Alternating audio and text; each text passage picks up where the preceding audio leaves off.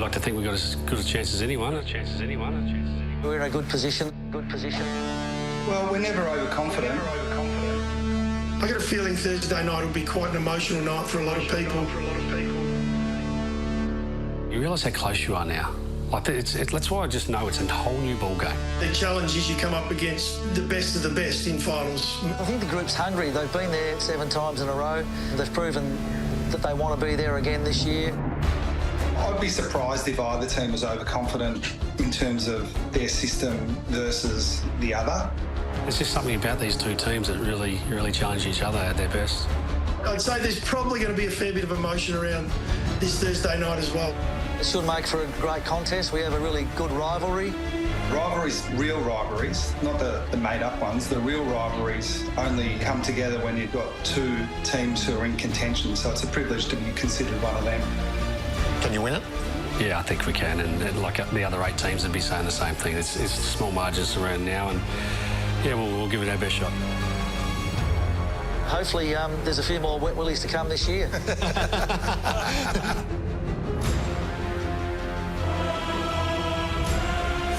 Darcy Wilmot sneaking into everything. And have his wet willy ready to go.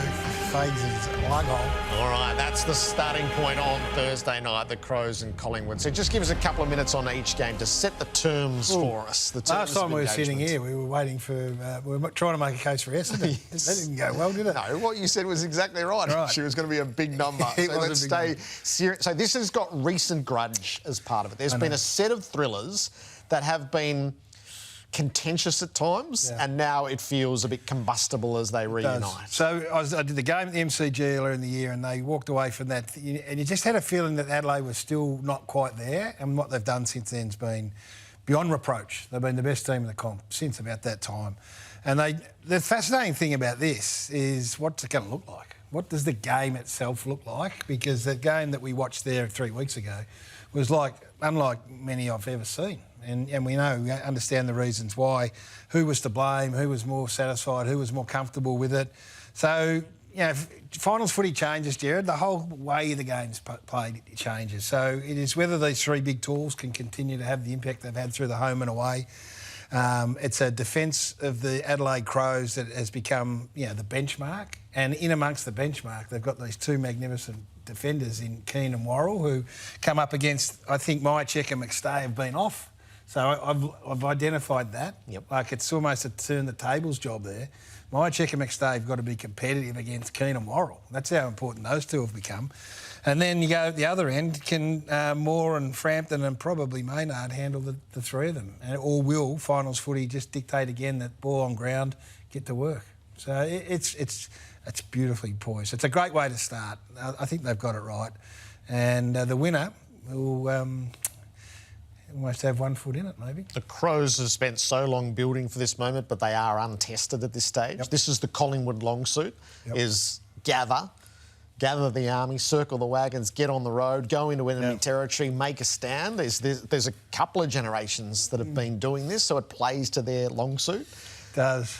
I mean, every single one will be convinced, and this is the week where we just sit here and wait for the game to start, because then you just speculate and you're throwing up scenarios and everyone's going to have a theory, and they'll be coached their ears off. They'll know each other's games inside out, and then it just comes down to execution on the night or the day, as it might turn out. So now this will be a belter. I'm leaning toward... I think it's real what Adelaide have been able to do, and I guess I've watched them a lot and been over to watch them a lot, which is not discounting Collingwood's chances. Anyone that suggests they know who's winning is braver than me. And Collingwood, if Collingwood prevail, then we'd go, they've been here before. Friday night's a couple of heavyweights who have met continuously in September's. It's just tipped in the Lions' favour in recent times. It feels... So this is heavyweight stuff. Does the premiership favourite emerge from this game? Well, no, I'm not going that far, because I mean, if Adelaide won, you've got to go over there and play them on their own ground. So,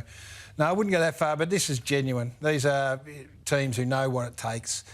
We were at GMHBA and we watched the Lions take on Geelong up on that Friday night game, and we thought, oh, this will be testing for... And the confidence that just emanated from Brisbane before the game, not overconfidence, not arrogance, but just confidence in their ability to play at the level. Because I think Geelong would have been red-hot favourites, and they donkey-licked them. Yep. And it was Harris Andrews did a big job on Shannon Neal. I've already had a bit of a look at this for Friday night.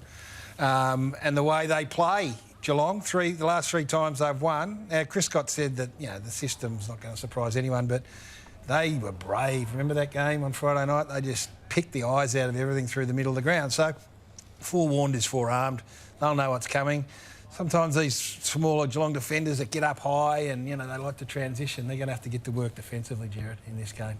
Big space at the MCG. So only the great teams go back-to-back. This is the opportunity that Brisbane have set themselves for. Both of these sides will believe they're better placed than last year. Brisbane by virtue of being in the top 4, and Geelong by the personnel changes that have been made, having led that preliminary final by 4 goals or so. Chris Scott has the 2 premierships. You sort of feel like by the time he's finished it will be more than 2, but you've actually got to go in and get it done. The bit why I do think the premiership favourite comes from this game is because we'll trust both Geelong and the Brisbane Lions at the MCG if they're one half of the billing. Adelaide, that will be the last step that they have to conquer as to work their way through.